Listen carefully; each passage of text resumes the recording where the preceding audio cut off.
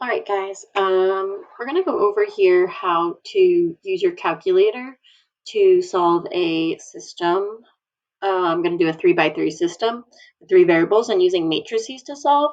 So I have my example up here. Let me bring it up from our worksheet.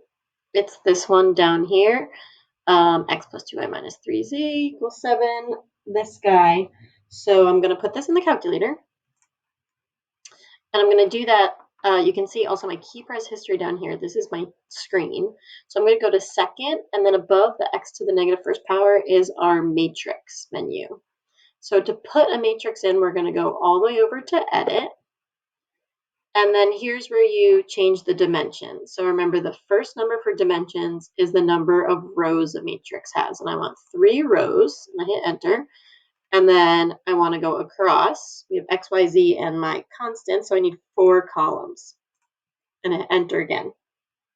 And then I'm going to type everything in. You can either type it in and hit enter, like so, or you could type in your variable and use the right arrow. Oh, nope, can't use the right arrow.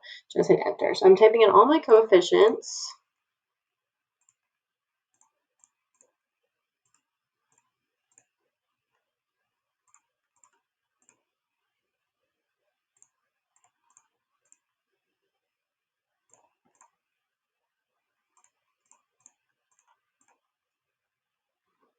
All right, I think everything's good. It's always good to just take a look through and make sure you didn't type anything in wrong. It's the only way you could get these wrong.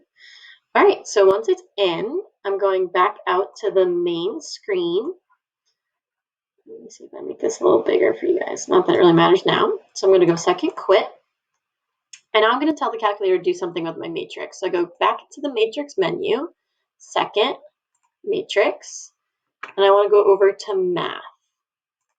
So these are all the operations that you can do with a matrix. We can see determinants, which we'll find out in the next section. I think maybe this gives the dimensions. We'll kind of use a bunch of these. We want to use RREF, reduced row echelon form. I'm actually going to go up because it's pretty close to the bottom of the list. It's B down here. Right, and above that is row echelon form, which is not unique, so I don't use that very often.